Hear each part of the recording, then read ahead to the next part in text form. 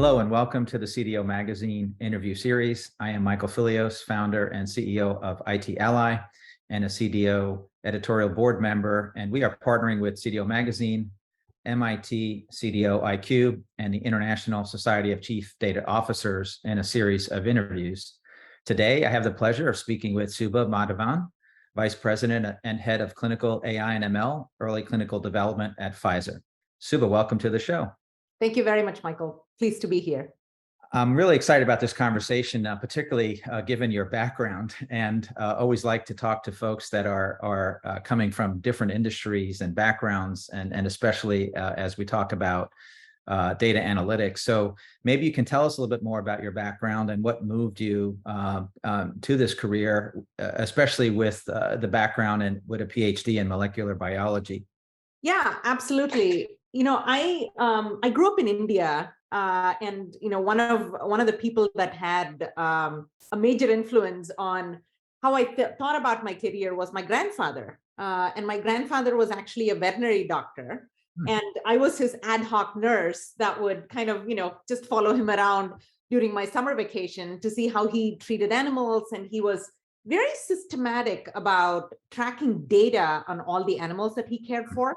And what types of medications he gave them. And he had this register. I remember, it's still vivid in my, I vividly remember this. It was this long register where he would sort of note down the address, the identification of the animals, and then, the horses. And he even treated some of the animals from the circus, which was always a fun for a young child growing up in India. So I was always fascinated by sort of the intersection of science and data.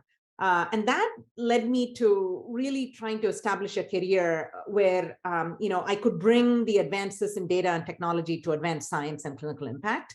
So after completing my PhD in molecular biology, I was literally a lab rat and, working on genomics and molecular biology projects. My training was at Johns Hopkins University. And this was, I'm going to date myself a little bit, right? So this was when the human genome was being sequenced. And a lot of very smart people at Hopkins were starting to think about how can we leverage this large bolus of information that's coming out of the human genome sequencing project to really have an impact on, on patients, on drug development, starting all the way from discovery through to clinical trials. And that really literally pulled me out of the lab and into computers to begin to sort of analyze, these terabytes of genomic data. And then I never looked back. I mean, there is, so many opportunities that came up that, involved leveraging, these data insights to drive discovery and development. So I've kind of been around the block. I've been in academia and then in industry and also in public service at the National Cancer Institute, where I was able to deploy these skills and also build teams of data scientists to address clinical impact with data. Yeah, very exciting. And I know you've taken on a new role at Pfizer, so I'm curious as to what attracted you to this new role, given your previous background. Yeah, that's a great question. Last 15 years, starting from my tenure at the National Cancer Institute, I focused on cancer and cancer research, really had some amazing opportunities to work on.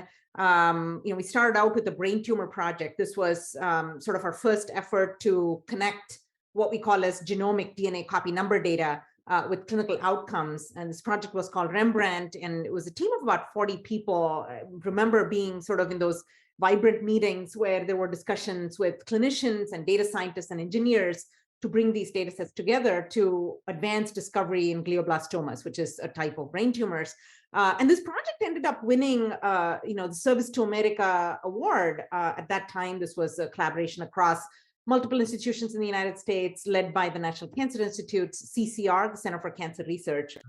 So that really bolstered my interest in oncology. And, the next 15 years literally focused in bringing together multivariate data and developing advanced analytics in AI and ML to address these clinical questions. And if you look at sort of the progression of oncology, there is so much innovation that's going on in this space, things like antibody drug conjugates or, cell therapies.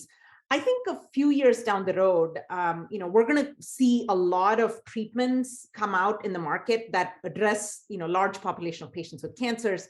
We just saw at ASCO, the largest sort of clinical oncology conference in spring, that, we have medicines now to treat over 50% of patients with breast cancer. So I think we live in an era where, a lot of data-driven decisions and data-driven innovation is already happening in oncology. So, at that time I was in academia and, really advancing the scholarship in this field. And then COVID happened and I started seeing the impact of medications and, public health and the opportunity for us to help patients. And I started thinking, how do I translate these academic achievements and scholarships into literally helping patients and bringing more medicines to patients, bringing more diagnostics to patients and so on and so forth. And that really led me to exploring opportunities in the industry. Now, Pfizer, of course, over the last 2 years has demonstrated that this company can pivot, right? So we can take all of our strengths and pivot that directly into addressing the critical need of the moment. And Pfizer has demonstrated with Comirnaty, the COVID vaccine, and also with Paxlovid, which is an antiviral treatment for COVID. So that really attracted me to Pfizer. I mean, there's a lot going on in the space of data science, a lot going on in the space of clinical data. How do we take what's most relevant to patients and literally pivot to addressing those needs? And that's why I'm here. And I'm very excited to be part of this journey and part of the data science teams within clinical development. Yeah, let's talk a little bit more about that. I mean, obviously, Pfizer's a leader in the field of drug development. And of course, the audience is probably interested to understand some of the use cases and how AI and ML technologies are being used to support this process. And also, how do you see it evolving in the years ahead? I think that's one of the things that we all are witnessing is the speed at which technology is driving innovation at a faster pace more than ever. So curious about how you see these two converging, and would appreciate any thoughts on that. Yeah, absolutely. At Pfizer, we're, leveraging digital and data and precision medicine and, all the tools in our arsenal rapidly bring, medicines to our patients, right? If you kind of look at, I tend to think of this as sort of early discovery, early development and late development. So if you split sort of the overarching, R&D process within pharma, let's take late development for a moment. So late development is all about, optimizing clinical trials. How can we run trials really fast, much more rapidly? Find the sites where we want to run trials, find the right patient populations. So there are a lot of opportunities for AI and ML to optimize that process, right? So when you're in late development, you already have the drug, you already have the clinical trial design, which is already established. And here it's all about optimization. And so here we see things like robotic process automation. We see things like, digital tools that can collect data in a distributed fashion, right? So we talk about bringing trials to patients, right? So can we bring these trials to the homes of patients? Can we run real-time clinical trials? So lots of opportunities to optimize clinical trials in that late space. In early development, there is a lot of opportunity here for us to actually shape the story, right? So what are the right targets to work on? What are the right chemical compounds? Can we, how do we validate these chemical compounds? How do we identify the binding affinity of ligands to proteins, right? So there's a lot of opportunity in the early space to innovate using AI and ML. So here is where, we have both internal talent and we're also partnering with a lot of external companies. There was a recent announcement with the collaboration of Cytoreason with Pfizer. This is, one of the companies in Israel that's really developing advanced artificial intelligence methods to develop what they're calling as disease models, right? So if we could understand using high dimensional data, how do we model an entire disease? The disease could be, IBD or Crohn's disease or atopic dermatitis or different types of cancers. Once these disease models are built, you can then hone in on certain regions and then ask the question, what are the right drugs and treatments? What's already available in the market?